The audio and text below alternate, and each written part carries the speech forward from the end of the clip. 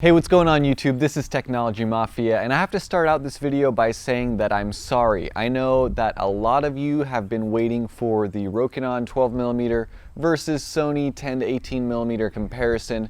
The reason that comparison has not yet been released is because of this video right here. I bought another 10 to 18mm Sony lens because a few videos ago I compared the Sony 10 to 18 to the Canon 10 to 18mm lens, and there were a lot of comments stating that I may have purchased a decentered lens.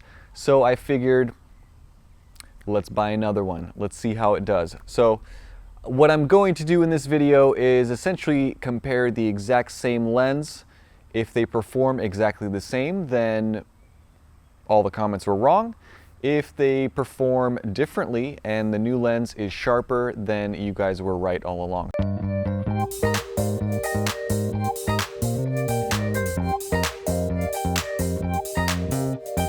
Alright, so now I have two Sony 10 to 18mm lenses. So let's go ahead and take a look at some sample images from both of these side by side, shot on the same a6000 camera and a tripod. Here we go. Okay, so I'm going to start with a picture of this building here.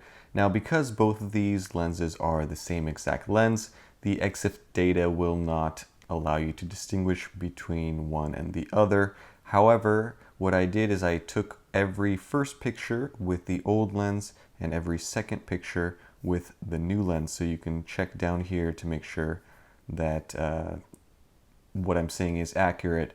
I am going to keep all of the old images on the left. All of the ones from the new lens will be on the right. So let's go ahead and get started. And what we'll do in the beginning is really we're just going to focus on sharpness. So center, what is going on here? So right away, the new 10 to 18mm is much sharper in the center. What is going on? Whoa. Okay, so it didn't take much at all. Already from the first picture, we can see that there is definitely something wrong with the first 10 to 18mm lens. And the new one is significantly sharper. Chromatic aberration, as you would expect. Let's look at the right side. Wow, same story. Look at the difference in the bushes. Wow, and the grass. So that difference right there is about as big as the difference between the 10 to 18 and the Canon 10 to 18 was. Interesting. Okay, let's move on. Here's another one, another picture of a walkway. Let's just check corner sharpness. The tree there, yeah, old lens is definitely soft. New one is noticeably sharper. It's not super sharp, but it is noticeably sharper. Let's move on. Next one here. Center sharpness. Okay. And for the majority of these shots, I shot them wide open at f4. I was noticing issues at 10mm on the 10 to 18 at f4.5. So most of these shots you'll notice are shot at 10mm.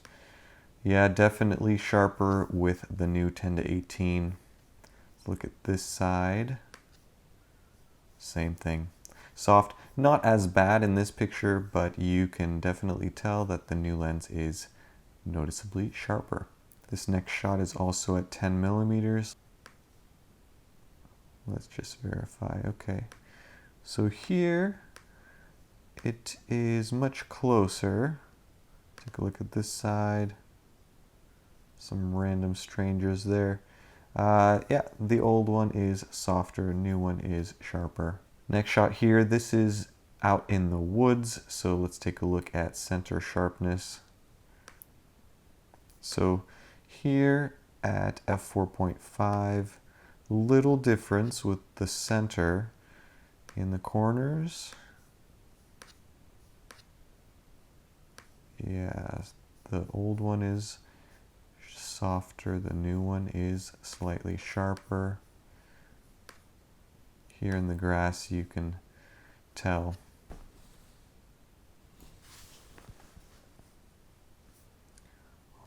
Right side, same thing.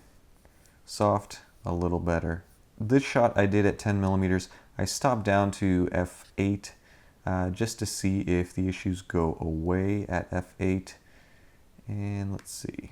Center looks okay for both. Edges. Yeah. These look much better. So the old lens does look a lot better in the edges at f8. In fact, there's very little difference between these two if you stop the lens down. I still think that the new one is slightly sharper, but when you stop it down, that difference is less noticeable. Wow. So those of you who commented in that video section where I compared the Canon to the Sony, you were right, I was wrong. I am very, very surprised by this, as you could probably tell. The old lens that I purchased is sadly a lot worse than the new one. The new one is very significantly sharper than the old one. And that's really unfortunate. It's not unfortunate that I ended up buying a bad copy of a lens. It's unfortunate for all of you who have A6000s, A6300s, and A6500s, and you are out shopping for a good wide-angle lens, and you have to deal with what I consider is very, very poor quality control. What I'm holding right here is about $1,700 worth of lenses, and one of them simply doesn't work the way it should, which is really sad because I didn't expect poor QC like that from Sony.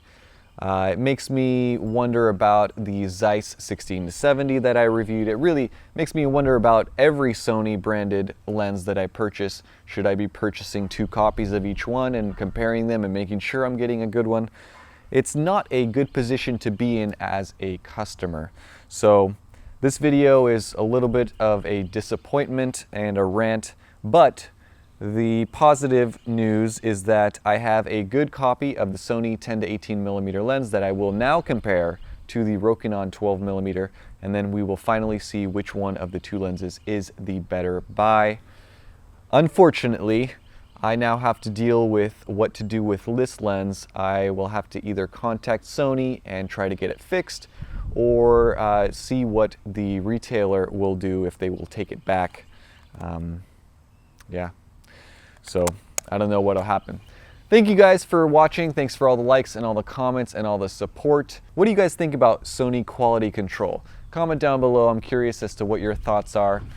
Stay tuned for future videos. Thanks for watching and have a nice day. Bye-bye.